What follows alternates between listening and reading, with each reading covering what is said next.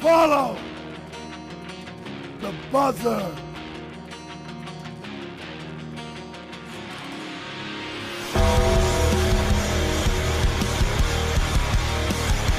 Rest in peace. Woo!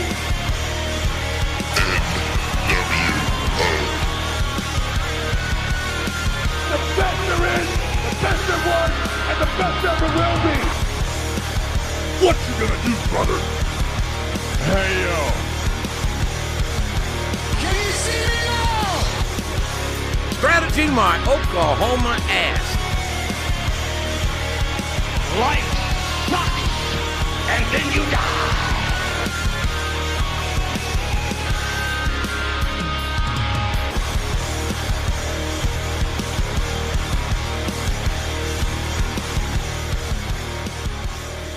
Welcome to the JM Report. I'm your host, GoodOlJM. This is episode 64, coming to you from CSP Studios in Tampa, Florida, the birthplace of pro wrestling. And it's Stomping Grounds weekend. Yes, WWE's new pay-per-view, Stomping Grounds. It hasn't even happened yet. It's, at least from my point in time, 48 hours away. And I'm going to say right here, right now, that the Stomping Ground Network specials are much better. So, of course, this past week's Raw and Smackdown were the go-home shows. You know,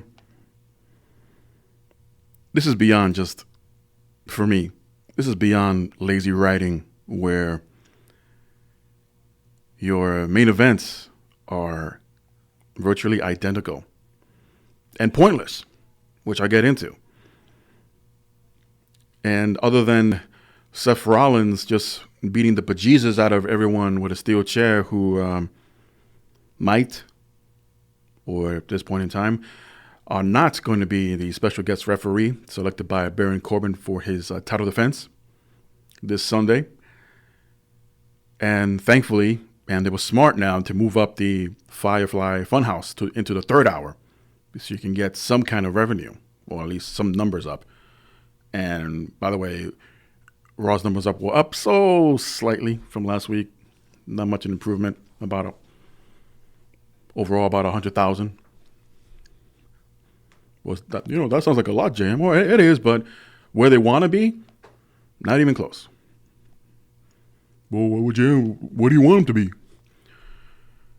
Well, clearly they're not going to get the numbers they used to get when the Monday Night Wars are going on. Yeah, hell, even post Monday Night War, they were pulling in 4s and 5s.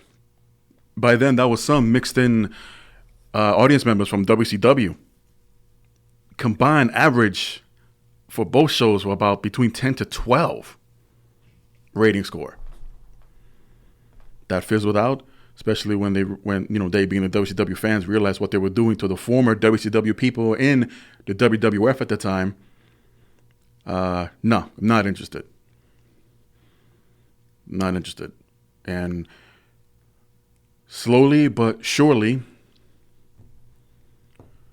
it took a while. As a matter of fact, it took a little bit longer after everyone realized that the NWO was just lackluster. WWE's audience started fading out. Not that they don't have great talent. No, far from that. Their usage, their god-awful storylines and angles.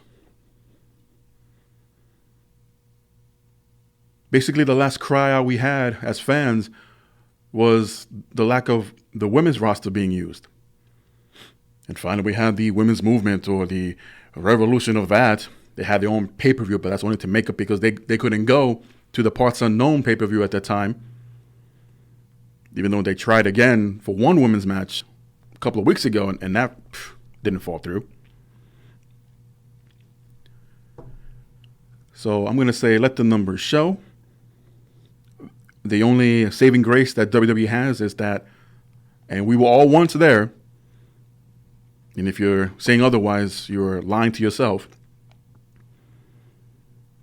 As a child, as your preteen years, The WWF was all you knew before you discovered that there was an NWA, an AWA, a WCW, a WCCW, ECW, New Japan, All Japan. It's the younger audience that's going to keep them alive. And because many of the young audience can't have, well, let's say, the ability to purchase tickets to events or purchase items, merchandise on their shop zone, they have to go to mom and dad or their legal guardian, whomever's taking care of them. And there's WWE's income. I'm not saying myself or anyone else listening here that happens to have a membership to the WWE network as suckers, but no. My personal reason, and I'm sure some of you will agree, maybe a little more, for nostalgia reasons. I can now relive a lot of the old pay-per-views and, yeah, a lot of the old Monday Night Raw TV shows. I can now watch to see what the big deal was whenever I did not watch Nitro, if I didn't program my VCR to record the replay at midnight, because I was still in high school at the time. So what's the point of all this? Nothing really. Just feel like getting a couple of things off my chest, off my shoulders,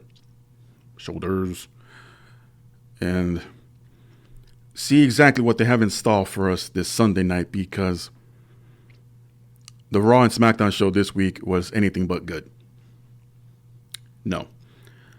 You have Raw opening up with Elias doing a little performance and announcing that he will be the chosen special guest referee during the Universal title match between Baron Corbin and Seth Rollins.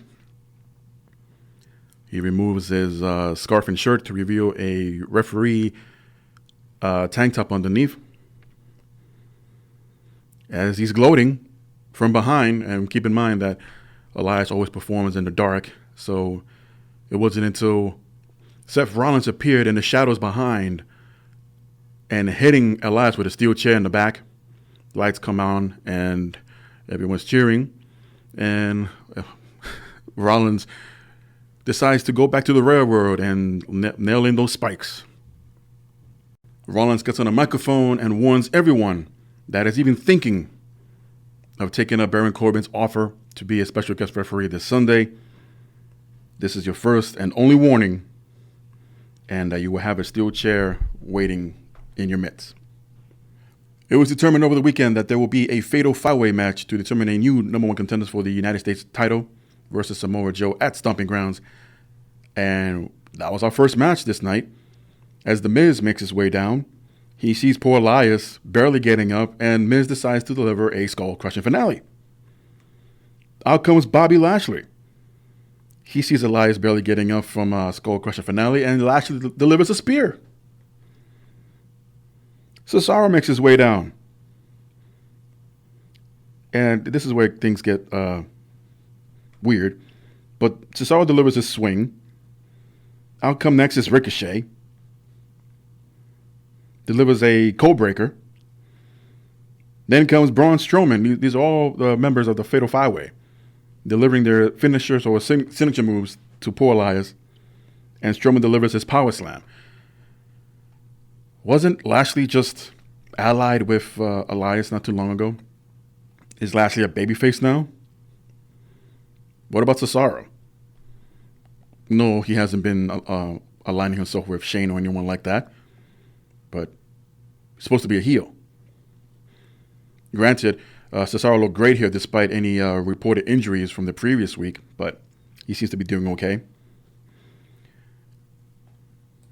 And if you wanted more proof that Cesaro was not injured, he had an impressive looking spot here, lifting Strowman up across his shoulders, similar to a torture rack, or maybe actually he ended up delivering Wade Barrett's own move, the wasteland. That was impressive, even if he wasn't that injured. To hold him up for as long as he did goes to show, like, yeah, this man is one tough SOB. Now, before we move on, this is actually a elimination fatal five-way match. As Cesaro was setting up for a neutralizer, but Strowman fights back and catches Bobby Lashley, who delivers a power slam on top of Cesaro and eliminates him. Shortly after, Strowman delivers another power slam, this time to Lashley, and eliminates him. So just when you thought things were clear for the monster, he was going after The Miz, only for Lashley and Cesaro to return. Here are the heels. Lashley delivers a spear. Cesaro delivers a neutralizer, again, very impressive, laying out Strowman. And there's Ricochet. I mean, what's he going to do? He takes advantage and delivers a 630 and eliminates Strowman. So it's down to Miz and Ricochet.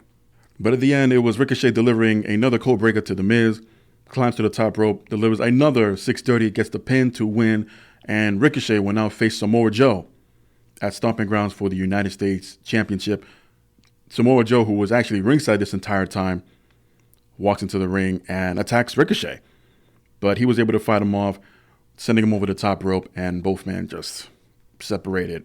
Looking forward to this Sunday. We had, this is where the copy and repeat nonsense begins. Becky Lynch, the Raw Women's Champion, talking shite to Lacey Evans, who comes out eventually, like, oh, I'm the man, and I'm going to take you out at Stomping Grounds because you cost me the Smackdown Women's title. Like, yes, we know. Lacey comes out, I'm going to make a woman out of you. Yes, you said that. So as Lacey is still talking, she gets caught between the ropes because here comes Becky, catches her and delivers an exploder suplex, which I think they changed the name to, for Becky only, and just leaves the ring. Thanks for coming. Then we saw something very interesting where the camera, one of the, I guess they call them the arena cameras, where it has a shot of the whole arena, but I think more it was the boom cam, and zooms out a little bit away from the ring and starts panning to its right, where you see one of the arena entrances, and you see a bunch of security guards that end up being local talent. And you see the Revival just walking by backstage from left to right. The cameraman follows in, and then there's an actual cameraman follows the Revival all the way to Shane's conference room. He's still, I guess he's going to celebrate every week the fact that he won that bullshit Best in the World. So he's there with Drew McIntyre. They got catering all around. And yeah, guys, come on in. Let's continue celebrating. So we now advertise that Sami Zayn and the Kevin Owens show will have special guest Baron Corbin, where he will announce a new special guest referee. More on that later. And we are graced with the SmackDown Tag Team Champions of Rowan and Daniel Bryan. They come on stage and straight out say that Raw sucks. And why was he brought over? But they get not interrupted. They were done talking, really. But out come the War Raiders. Have a bit of a face-off, and they continue to head to the ring to take on local talent named Russ and Randy Taylor, my understanding. And they make real short work as the Raiders just win in just dominating fashion here. So as they celebrate, the cameraman pans and catches ringside fans. And they're all booing. Did we miss something here? Are the War Raiders all of a sudden heels? Even after confronting the heel tag team champions on stage? So more than likely the cameraman or someone else ringside are telling the fans to react a certain way. So either they decided to boo or they were told to boo, but that made absolutely no sense. So the camera pans across the first row. Everyone's booing. And then we come across two obvious people in disguise. Carmella dressed as Chaplin. For those who don't know, he is an old comedian from, was it the 1930s, 40s, back in the day? Well, Robert Downey Jr. did a biopic movie based on him named Chaplin. It's a good piece. I recommend everyone to check it out. It's about 3 hours long, so heads up. So all of a sudden, the cameraman realizes that Carmella, and yes, R-Truth, is dressed in drag, pans right back and happens to zoom in. Now, the cameraman, I don't believe, recognize them, because we're hearing the commentators like, wait a minute, what's going on here? Who are those people? Why are we all of a sudden interested? I understand sometimes the cameraman, they get reaction shots from the fans, but that's between the matches. And when they do, it doesn't last that long. Maybe 2 or 3 seconds top, and you go back to the ring or go backstage. But they were hell-bent to make sure these guys were on camera for everyone to, see, that's the joke. These people are in disguise. R-Truth is hiding from everyone else who was gunning for the 24/7 title.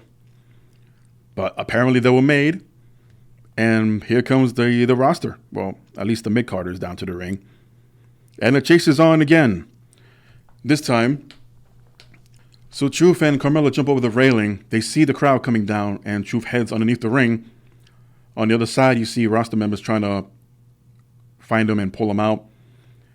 And we don't see this till later, but I guess there's going to be another running gag that every time R-Truth slides underneath the ring, there's someone or something else going on down there, because we'll see, quote, exclusive footage on social media exactly what happened.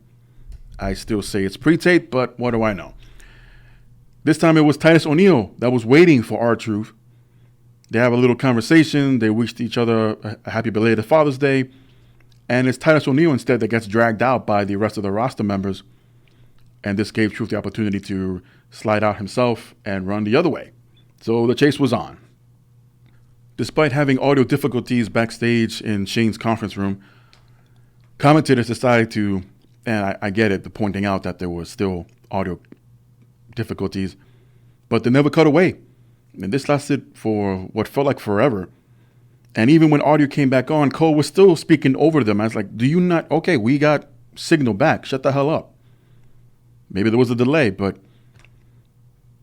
delays don't last no more than maybe 5 seconds, maybe 10. But and this supposedly the week that Kevin Dunn came back. So we see and hear now McIntyre and McMahon having a conversation, and then comes Heath Slater asking for a raise. And this is right when the audio came back. Shane said basically no. McIntyre was trying to stick up for him. Slater basically saying, well, he made his answer. He gave me an answer. That's fine. I have kids. Shane has kids too, but God forbid you come down from your pedestal. But yeah, Slater accepted the response, and he walks away. McIntyre follows, and he actually offers some money to Slater. Slater says, no, please don't do that. And I don't think we're ever going to have that 3MB reunion ever again.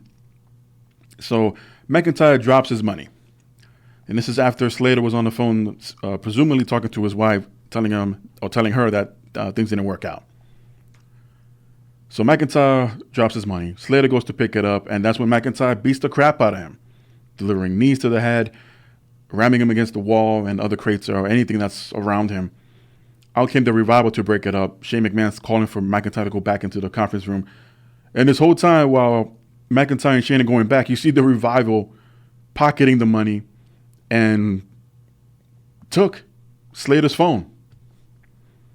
What the... Is this the Revival's way of asking for a raise themselves? I mean, for all we know, they probably did sign that extended $500,000 contract. But here they are taking money from Drew McIntyre's pocket, literally.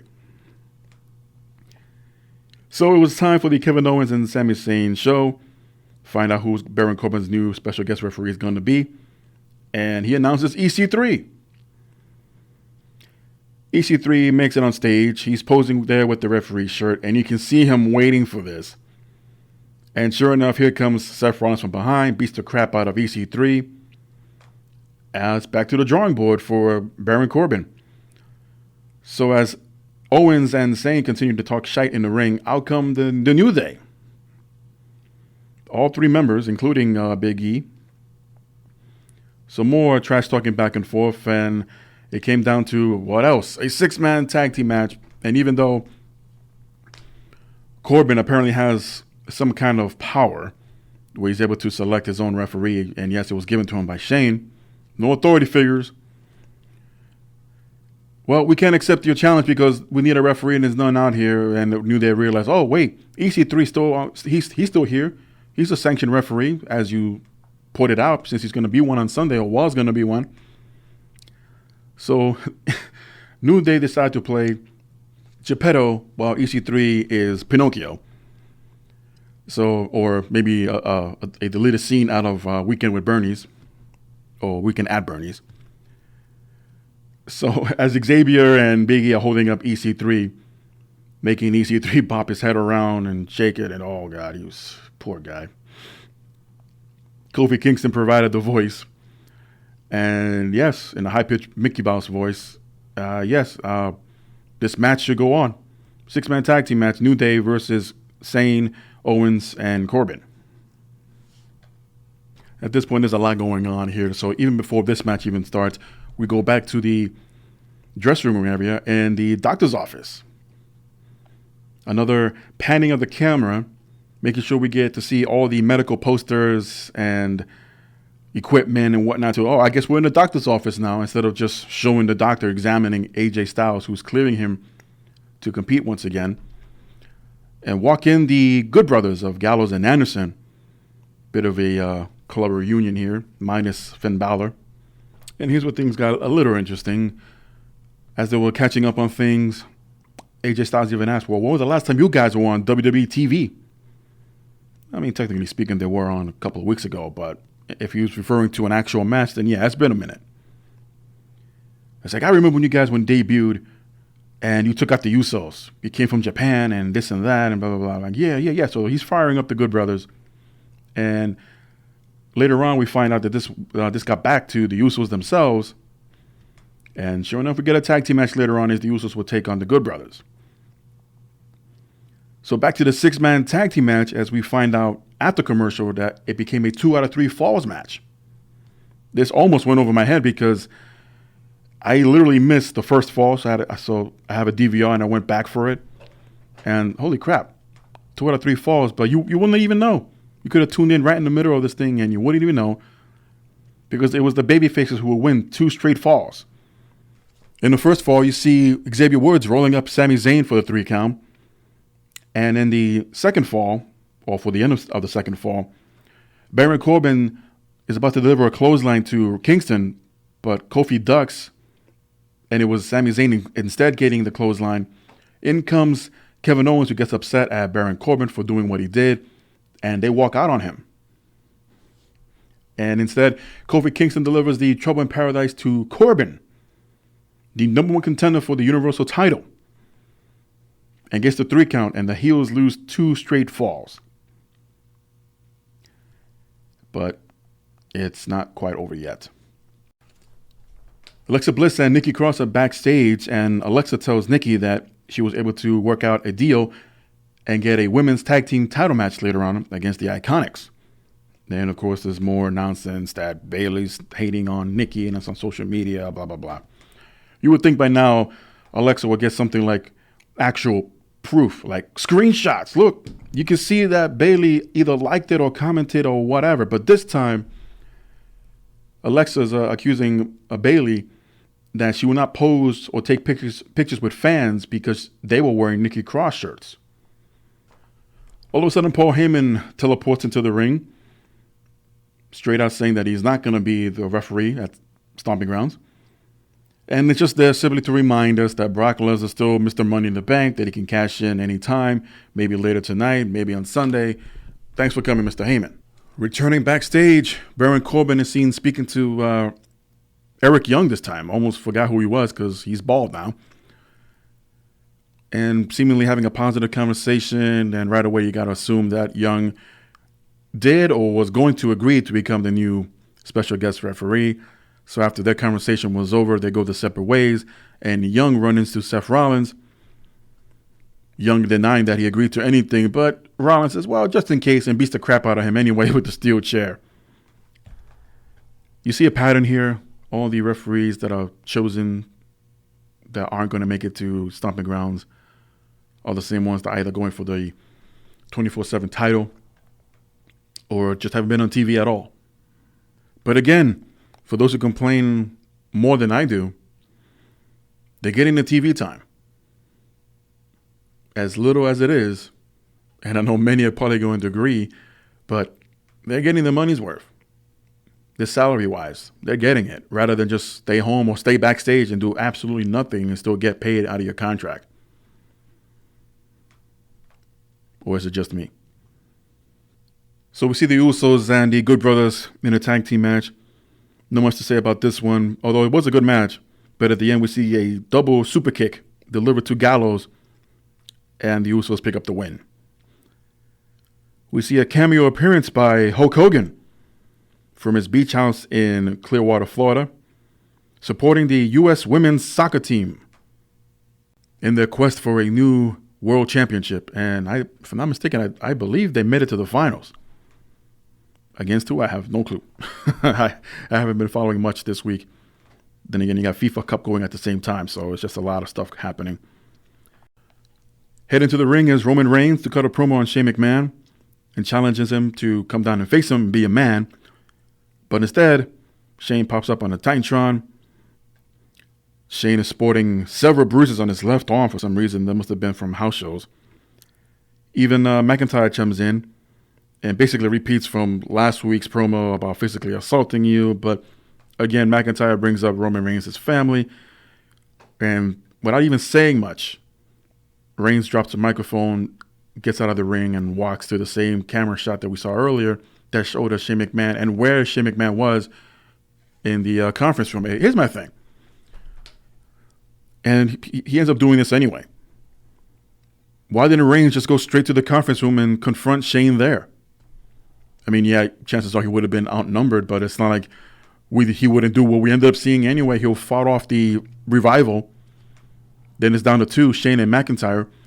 And he ends up spine busting McIntyre through the catering table. And it's just down to Roman and Shane. We could have just skipped all that nonsense promo in ring time. Just, you know where Shane is, right? You had to have been watching the show. Go straight to his conference room. So Shane was able to run out of the conference room, head through the arena towards ringside, followed by Roman Reigns. And Roman Reigns gets a lot of shots in here, a lot of punches. And eventually, Shane gets thrown into the ring. A spear, Superman punch. Shane is laid out. Roman gets on a microphone once again, telling that he's going to kick McIntyre's ass on Sunday. And that's it. So a bit of payback here for Shane, finally. A little bit. Especially if you're a Roman Reigns fan. So I wasn't sure last week, maybe not even the week before. But did they dim the lights, darken up the arena for the third hour? They didn't. And apparently they haven't been. Especially not last week. So much for that idea.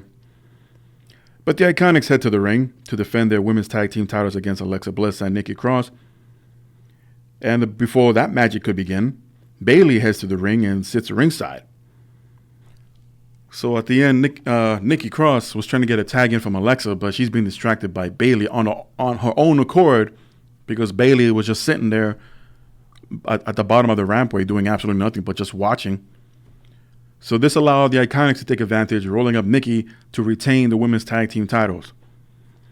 Alexa and Bayley get into a shoving match outside the ring before they get broken up by referees. Time for the Firefly Funhouse, discussing about how people have been lying to you in general, while not watering down the plant around the windowsill. And Bray even giving an example about, remember when you were lied to when everyone's saying that the world was flat? It was proven otherwise much later on. And during this, all the puppets are popping in from their respective locations. And in unison start chanting, "Join us, follow the leader." Then we see quick flash edits of previous episodes of the Firefly Funhouse, and of course of The Fiend, who apparently makes an actual appearance here in the Firefly Funhouse. And in his rashy, deep voice says, follow the leader and follow me. And I think the time for him to make a debut or an appearance in the ring itself is closer than we think. Now we get to the main event. as a co-holder of the Smackdown Tag Team Championship, Daniel Bryan takes on Universal Champion Seth Rollins. This match literally took a minute in.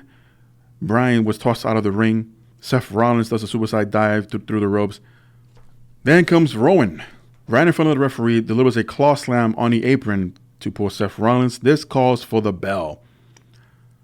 Daniel Bryan and Rowan double teams Rollins. So many R's here. And out comes Sami Zayn and Kevin Owens to join in, followed by The Revival. Now, right away, I'm thinking, holy crap, are they going to make this into an 8-man tag team match or something like that? So the babyfaces are outnumbered. Finally, the Usos run down. So it's complete chaos, and the referees and the agents come down to break everything up. But we find out that the match will continue. As per the referee, one-on-one, as everyone else is banned from ringside. Good call here, because usually a authority figure would come out and say otherwise, or would have created a tag team match right there and there. But thankfully, there was a referee's call, and as you know, all referees' decisions are final. And what was a very good match, I thought, between the two. It's been a while since we've seen them one-on-one, not since the old Shield days, and I believe Bryan was still teaming up with Kane and The Undertaker at the time.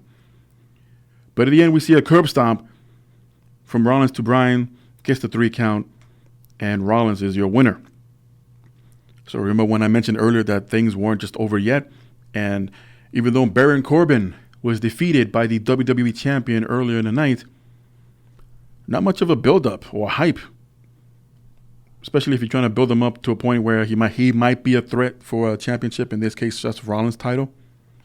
So as Rollins is celebrating on the stage, from behind came Baron Corbin. A little bit of payback with a steel chair, and laid out Seth Rollins and left him right in the stage, right on the rampway, as Raw went off the air. Over on SmackDown, the New Day opened up the show. Big E suggesting this should be a freaky hour. Unless SmackDown had a 3rd hour, I don't think that's going to happen. But instead, we get Dolph Ziggler interrupting, saying that Kingston will let everyone down, especially the ones he just visited in Ghana, West Africa. But Kingston said he will prevail and retain the title, and this segues into Ziggler taking on Xavier Woods one-on-one. Match was pretty good until we get Kevin Owens and Sami Zayn once again interrupting. Two straight nights of interruptions by these two. But the referee does not make the call for DQ. Instead, sends everyone to the back, very similar to how they closed Monday Night Raw the night before. As the match goes on, Xavier Woods gets tied up in the ropes, and Ziggler delivers a super kick, releases Woods, and gets the pin for the win. The B-Team and Shelton Benjamin are standing outside Baron Corbin's locker room. And the funny thing is here, Corbin is never seen on the show. But as it turns out, these guys were outside possibly for a referee spot for Sunday night. But we will see the B-Team in action later on. A moment with Bliss, with special guest Bayley, SmackDown Women's Champion, Alexa with Nikki Cross by her side. Bayley gives fair warning to Nikki Cross about how Alexa is using her and manipulating things. So Alexa and Bayley get an exchange of words talking about their NXT days and how one was more successful than the other. So a brawl breaks out. Before I continue, it's funny how maybe this is done intentionally. We're not sure yet. We haven't seen the payoff. But I mentioned it last time as well. Bayley's not denying everything that Alexa's been accusing her of. All she's saying, well, look where the source is coming from. I mean, you know, it'd be real funny. And I'm gonna give my own little prediction here. What if it's Sasha Banks pretending to be Bayley on social media? Again, Alexa Bliss has never provided any proof of this, mind you. But they really want to twist things around and like really spice things up and give Sasha Banks a reason to return with a chip on her shoulder, especially about the stories and rumors that she had a temper tantrum after dropping the belts to the Iconics, although everyone denied that.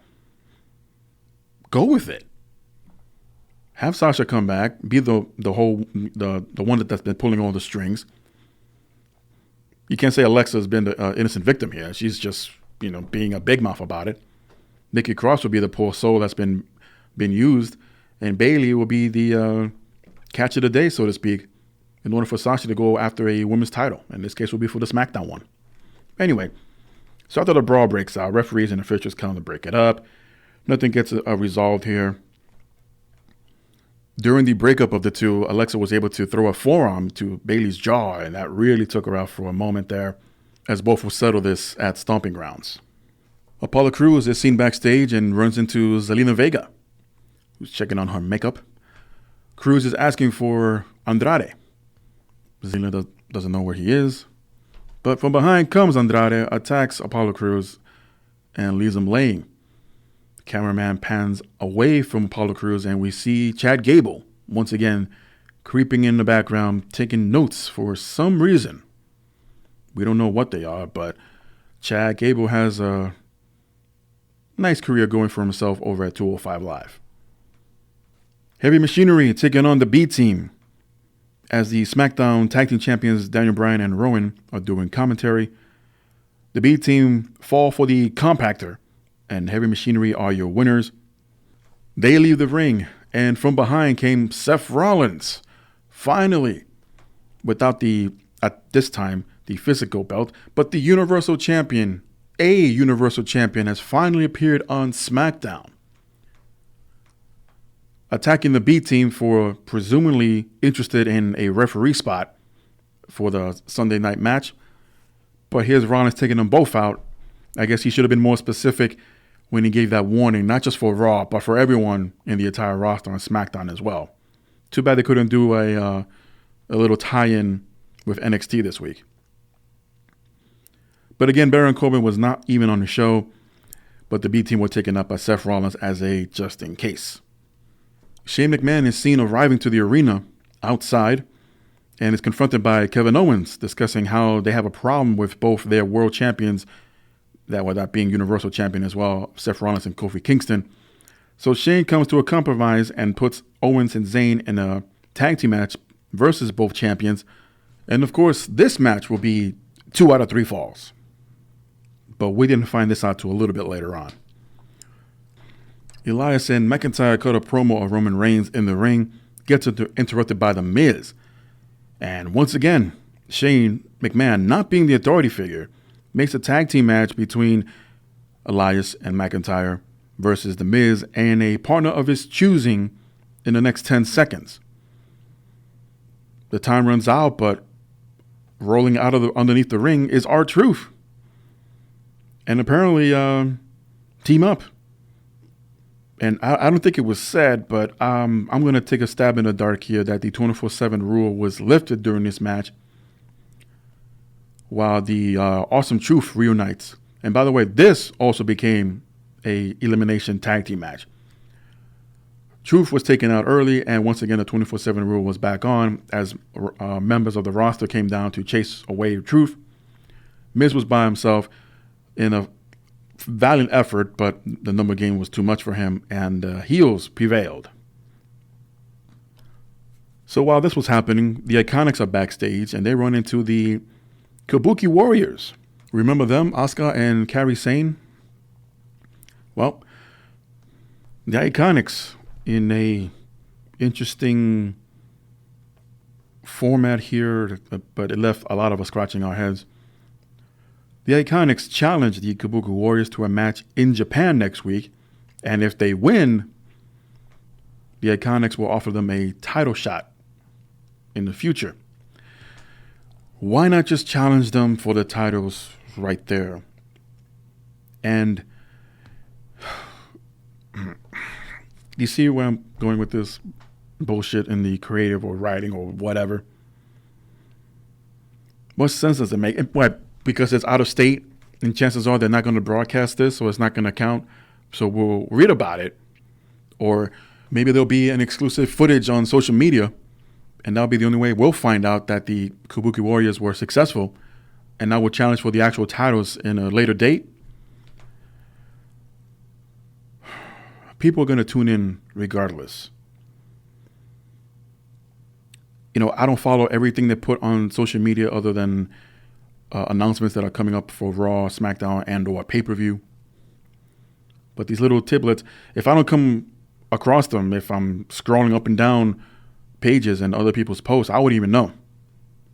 But sometimes it does help with the narrative and keeping pace and track of what's been going on.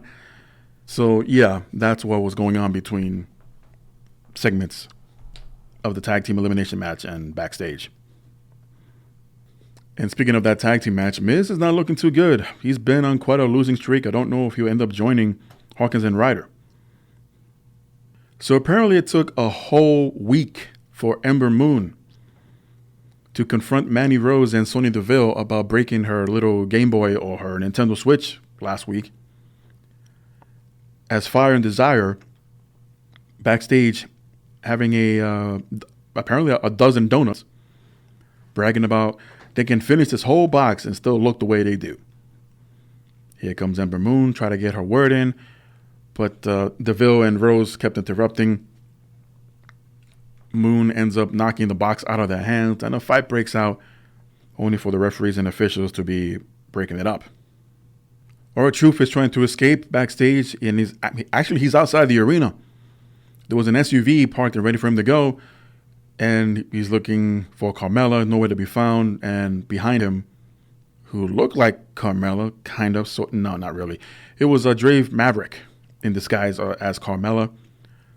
As Truth was trying to get away and into the SUV, Maverick rolls him up, who had a referee with him, counts to 3, and Drake Maverick is your new 24/7 champion, who hops in Truth's car and runs off, or drives away, I should say. Until earlier today, Drake Maverick was scheduled. It's not something someone says, but today was his wedding day. And during said ceremony, R-Truth appeared and regained back the 24/7 championship during Maverick's wedding. I thought that was hilarious. And I only read the quick subtext of it. This video that I have not seen because this happened earlier in the morning, and I was still prepping up and heading to the studio. So I've not seen said video yet, but I'm sure it's very hilarious. I was able to see a still photograph, and in the background, you see many members of the WWE roster, including Natalya, who, for all I know, photobombed this particular shot. And yeah, I don't know.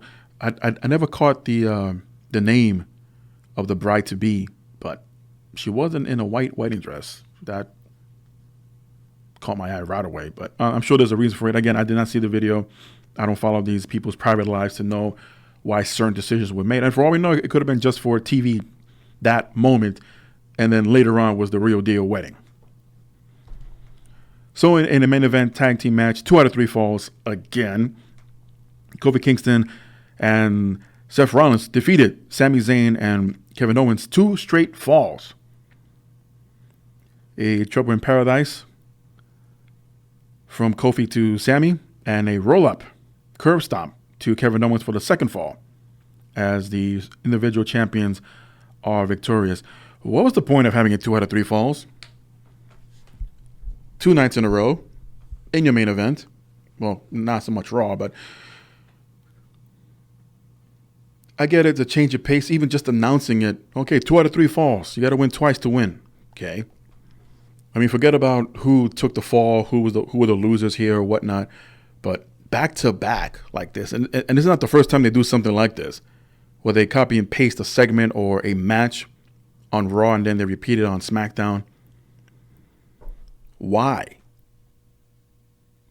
Is half of the quote creative team on vacation or something, and that one guy left behind, who's still a rookie of sorts, hasn't earned his or was not finished with his 3 months probation yet, can't take vacations until after Christmas, left behind and came up with this nonsense and was approved?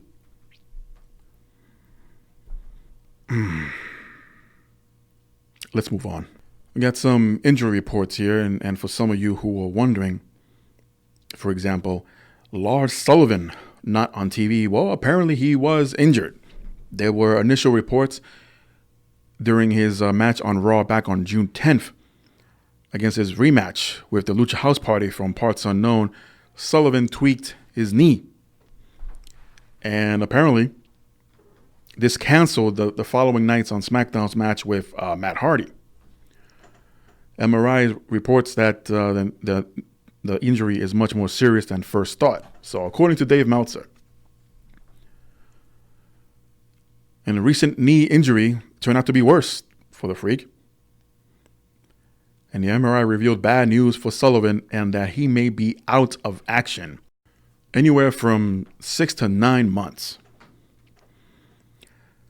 No surgery has yet to be announced or reported. Now, not yet. But, man, I was really, in all honesty, I was really looking forward to see what they would do with Lars Sullivan.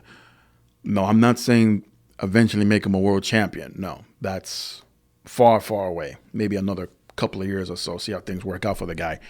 But it really sucks, man. He's a guy, comes back after apparently having an anxiety attack, even though he looked okay afterwards. He's beating up on a lot of mid-carders, was never really in the main event or upper card stage just yet, but he was getting there. Finally gets his first pay-per-view match, if you want to call it that, at Parts Unknown for Super Showdown a couple of weeks ago. He has that rematch the following Monday night and gets injured.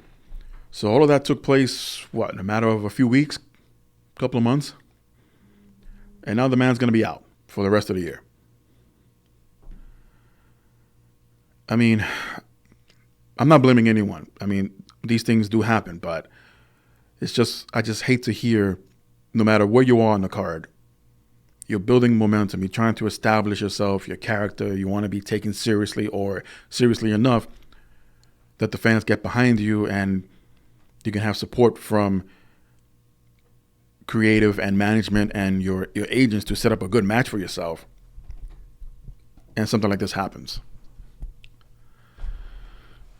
Well, hopefully Lars can get healthy enough and return sooner than expected, because the Lucha House Party was back on 205 Live this week. And more than likely we'll not see the main roster anytime soon. I mean, they can make cameos, but other than that, I don't know if there were any long-term plans for Lucha House Party after Lars Sullivan, but, it sucks because everybody pretty much loses here because of one injury. According to Mike Johnson, beautiful Bobby Eaton of the Midnight Express has been hospitalized since last Friday with cardiac issues.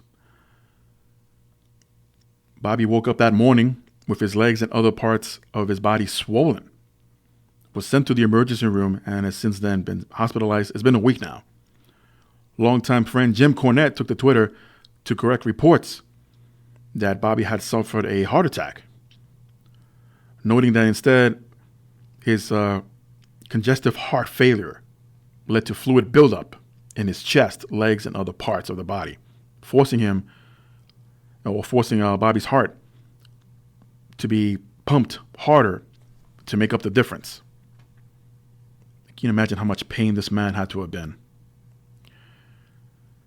Eaton has been given new medication. Also, Cornette pointed out that his heart rate is now down and that his pacemaker is working fine and that the situation is improving.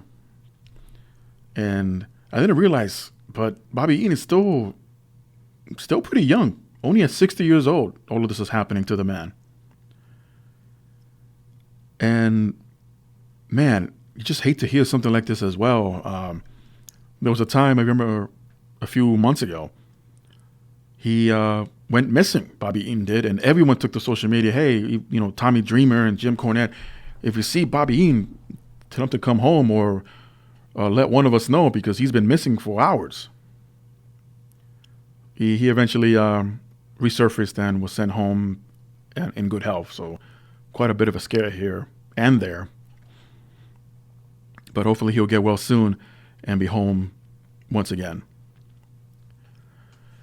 This week on the Tonight Show with Jimmy Fallon, Nikki Bella was on the show. Actually, both Bella twins. Nikki discussed her neck surgery that she had a few years ago, returning to the ring, and letting her sister Bree know that she had every intention to do so after her neck surgery. Also, to come back as the Bella Twins and go after the women's tag team championships. I seriously doubt this was ever in the works, but that's just me. Nikki shared that she has a herniated disc right above the one that was surgically repaired in her neck. And upon further examination, doctors found a cyst on her brain. It really sucks right now if you're Nikki Bella. She did not specify whether or not WWE would not medically clear her for anything. At this point, not that it matters. But she also did mention that her own personal doctor's advised her not to compete moving forward. Even though the Bellas remain with WWE, as recently as a few weeks ago, filming material for the Good Girl campaign that's associated with UNICEF or UNICEF. But for all intents and purposes, Nikki Bella went on Jimmy Fallon to announce her retirement for real this time from in-ring competition. But she still remains a executive producer on Total Bellas. I believe her and her sister still have ongoing contracts, but none of that matters right now because that really sucks to have that kind of medical condition at this point. Even if she wasn't deciding to come back to perform in the ring or go after the tag team titles, it just sucks. Man, it's just one thing after another for this girl, but she's still moving forward, and that makes her stronger than anyone else. Well, let's line things up a little bit here. A huge congratulations go out to Matt Hardy and family, as Matt confirmed on Twitter that there will be a new addition to the family. They're expecting a new child, joining Maxwell and Wolfgang, or Maxwell. Boy, that Hardy compound is really getting busy. And for all we know, they're building up their own stable to once again bring back Omega Championship Wrestling. No, what was it called? The Omega Wrestling Federation or something. Oh my God, I can't remember now. But they had their own little independent thing going on when they were kids. But yeah, great news for Matt Hardy and family. Good for them, man. Good luck. Got another injury to report here. Dana Brooke was in a match against Sarah Logan during the main event TV tapings before Raw went on the air. Somehow, during the match, Dana Brooke was busted wide open on the side of her face. Referee threw up the X sign, put on the gloves, and stopped the match. Brooke was seen bleeding heavily over the left eye, but appears to be okay as she gave indications as she was walking out to the fans that she's okay, giving thumbs up and fist bumps. But how bad of a cut was this? I mean, there were snapshots online, but didn't really give us a full indication as to what happened. So unless you're a Hulu subscriber, you could have seen this match. Maybe this would have been edited out. Who knows? We won't. The rest of us won't know for another month before this appears on the WWE Network. But looks like the injury bug is back at it again. Mentioned a while ago that probably the best interest for Mike and Maria Kanellis is to leave WWE as their contracts were coming up real soon. Well, turns out last week after the Good Old JM episode of the JM Report, they signed an extension. So Maria and Mike Kanellis are going to remain with the WWE. A multi-year contract No specifics is said. Usually these multi-year contracts are about 3 to 5 years. Maria made it known to the fans that the contracts were coming up and were closing in to end their deals. But it seems like they came to some kind of agreement, and the pair who are currently on 205 Live have a new multi-year deal in place. And I guess safe to say that the sky is the limit for the couple, because we're talking the $1 billion deal with Fox. Maybe that has something to do with it, that WWE has this kind of money to play with to offer extensions or a new deal with the talent to stay, avoiding AEW possibility or even Japan. But time will tell in the long run what the deal is. We've seen contract extensions before, and the talent is used, if ever, rarely on TV. Harry Smith, or Davey Boy Smith Jr., is officially done with New Japan Pro Wrestling. This comes from the Voices of Wrestling, as they confirm the story. Smith Jr. has decided to leave after growing, quote, disgruntled with the company of New Japan and how he was being used there. So I'm going to assume, besides that, leave now, somewhat okay terms, leaving the door open for a possible return down the road. But for now, business is business, and Harry Smith has been having a hell of a career in New Japan, not to mention afterwards joining up with MLW, which more than likely he will remain with moving forward with his career. And speaking of sky the limit, yes, this man's career sky is the limit. And what's important for many talent is to be happy where you are and what you do. I mean, I understand you cannot satisfy everyone, but after a while, no one's coming up to you and asking, hey, what would you like to do? Or do you have any ideas for your character or this storyline? Yeah, and honestly, I was wondering why I haven't seen Harry in New Japan recently, especially since I rediscovered Access TV on my cable box. So, well, he'll be okay. While promoting his new movie, Stuber, it's a new comedy movie with Batista, having an interview with Chris Van Vliet, he was asked about AEW. And Batista said, I don't see it as legitimate competition. I see it as competition, which is great. But until they actually produce one of their own major stars, until they actually have a production as big as WWE, WWE has already got the next 3 generations of superstars because they have NXT camps all over the world. They're so far ahead of the game that I don't see any real competition, not even close. Tend to agree so slightly with the big man, but AEW is still getting started.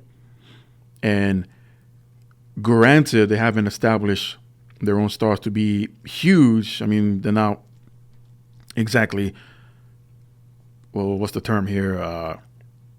They're all household names, but when you say, wrestling, the majority of the time you're going to hear about WWE because not everyone follows beyond that, which is fine. But it's still at the beginning stages. Let's come back to this question in about 2 years from now. And if their idea, AEW's plan, is to not have pay-per-views every month, not to overkill the product, and stick to a weekly television basis on TNT later on this fall. And again, give it some time. We'll see how they'll build up to the next all in or double or nothing for next year and beyond. And ask again to the veterans, is AEW an actual threat to draw away WWE fans if they haven't already and watch their product? But bold words from Batista. I mean, he's been in the business long enough to know and see what's really out there.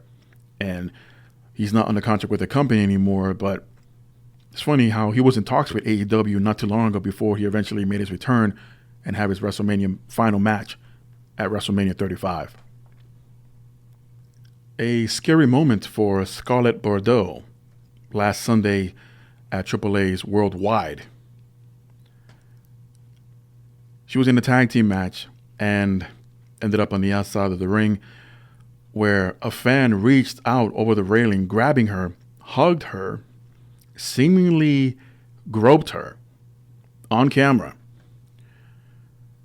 Luckily, her tag team partner, Lady Cheyenne, came in to pull her away as she probably noticed what was happening. The fan might have been intoxicated. Who knows? But this freaked her out, Scarlett, so much. Scarlett would share later on that she didn't realize what was happening because she was just caught up in the moment of the match and didn't realize. But she was grateful for a tag team partner to be there to pull her away and in case things got out of hand or even worse. But yeah, don't do that. I mean, I don't know what protocols they have down in AAA during their shows when fans get out of line. But for all we know, the fan was intoxicated and just didn't know what the hell he was doing, other than seeing a real attractive lady, and just wanted to get a closer look. You know what? It could have been worse for the fan. If Scarlett was more aware of what was happening, she could have easily back elbowed the guy in the face, causing some damage. The fan can't sue them for that. Or another wrestler besides Lady Cheyenne realized what was happening, would charge the fan, and again, someone getting injured. So at that point, all bets are off. You can't turn around later on and bring back an attorney and say that I was attacked by a wrestler. It's been a while since I've been to a live event, but they still announce, I'm pretty sure, not to get involved, not to jump over the railing, not to throw objects, not to interact with the wrestlers inappropriately. You can get your high fives, you can get your fist bumps, and if you're a Bayley fan, you're probably going to get hugged. But something like this, you are so wrong if you think you're going to get away with it. Apparently this guy did, but again, who knows if this can turn around and charges could be brought up. I doubt it. Again, not sure because of what's going on with or how it's handled down during AAA shows. But this was not the end of Scarlett Bordeaux as this week went on. She was released from Impact Wrestling. She made her debut as Smoke Show back on July of 2018. According to PW Insider, Scarlett requested her release over a month ago. So at the time, it wasn't unclear if she was going to get it at all.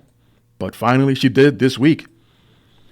So now she is a free agent, taking bookings on the independent circuit anywhere, anytime. And I don't think this had anything to do with what happened in AAA, but it's just, I found it very interesting and kind of complexing at the same time. Killer Kross, who is Scarlett's boyfriend, addressed reports that he had asked Scarlett for her release. Well, Killer said that her financial situation is worse than his, and she still needs to live at home with her mother and has a side job to support herself while balancing a professional wrestling career. That's very well, it's difficult if you're in that situation and you're still living at home or had to go back home because of things not working out for you. It's a real tough break to be in. It's a tough break, period.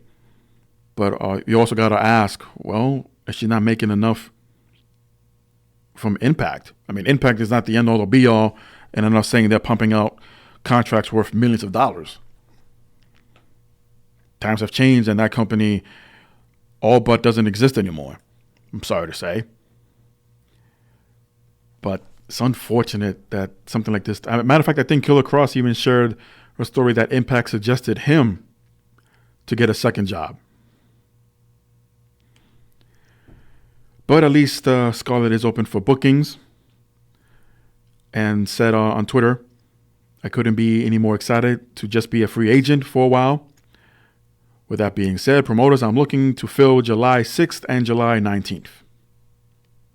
During one of the commercial breaks on Raw this week, it was advertised at the Staples Center where they were that Smackdown will make their first Fox appearance on October 4th in the Staples Center, and they debuted a new logo.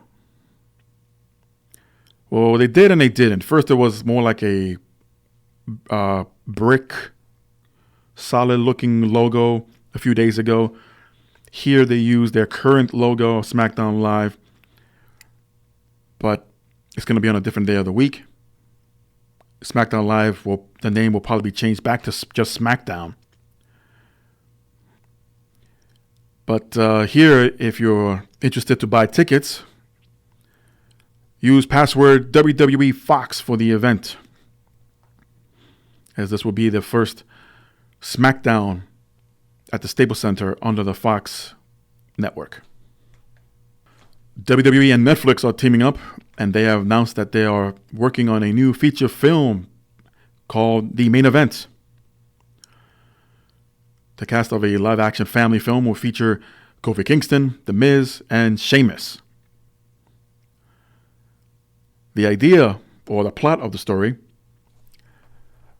and this was released by Netflix themselves, after discovering a magical mask, an 11-year-old aspiring wrestler enters a competition to become the next WWE superstar. Currently, the production is underway and filming in Vancouver, and it is expected to premiere on Netflix in 2020. Well, this goes back to my little discussion earlier about keeping it the general audience for WWE is the younger one, the kids, the children, the young adults, teenagers. So what better way to keep with that in mind and make a movie about them, about a kid who finds a magical mask.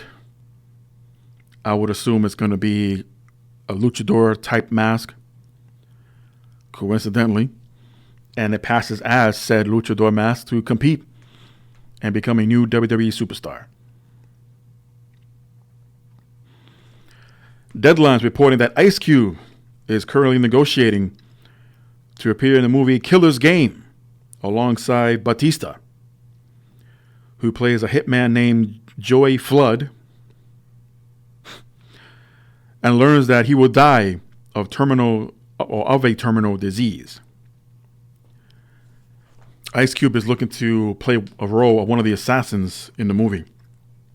And by the way, this movie has been written by Simon Kinberg, the man who assassinated the Dark Phoenix movie. I was planning a separate rant about that, but I think enough time has passed where everyone realized that movie wasn't so good. It killed the franchise for now, at least under Fox, but hopefully with Disney.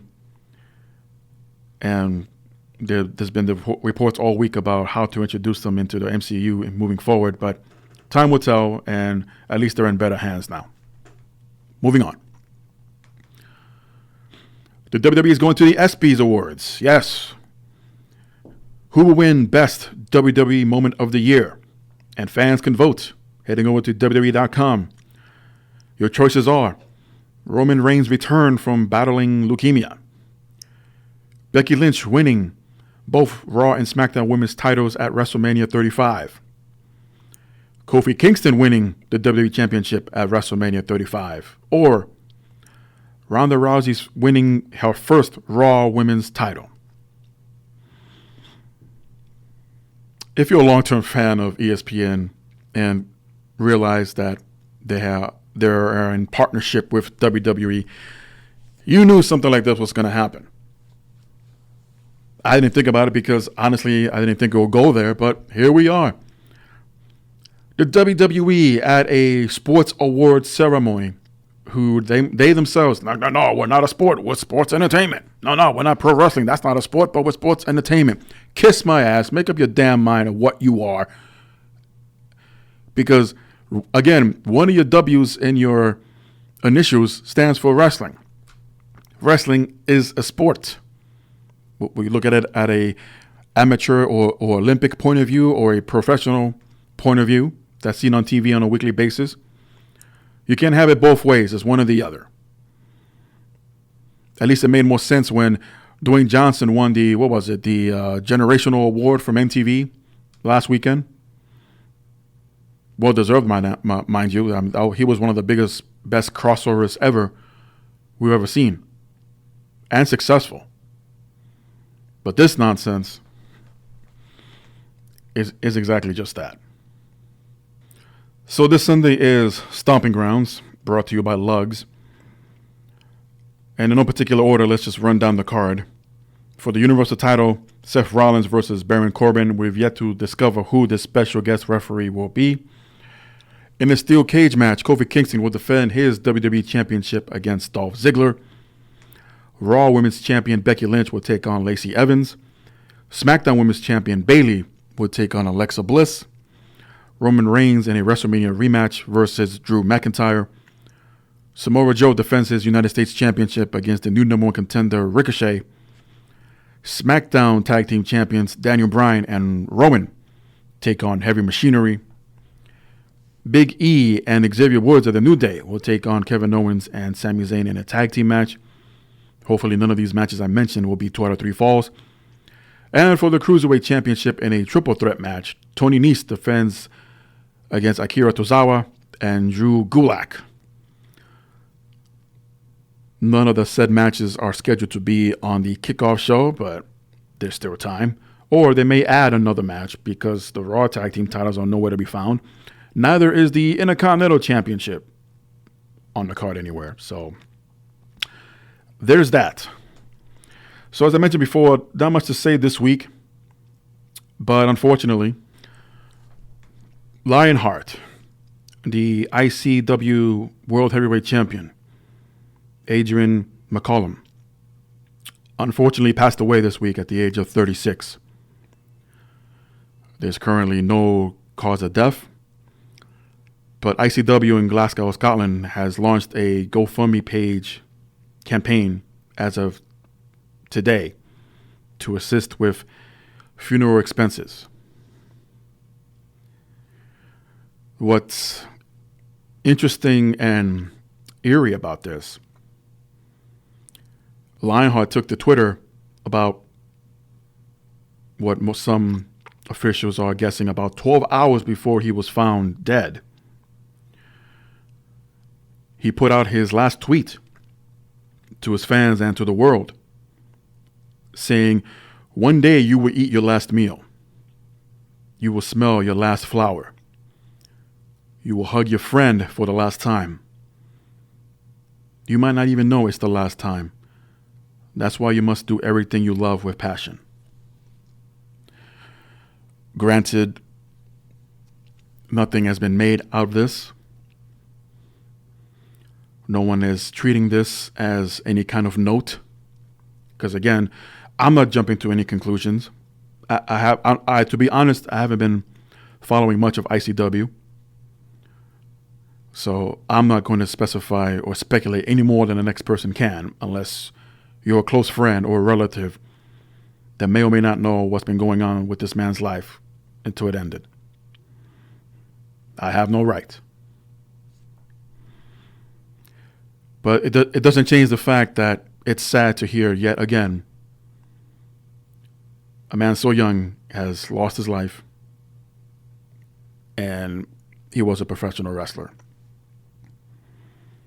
Guys like me who come on board and share the news, as sad as it is, may or may not make the local 10 o'clock news.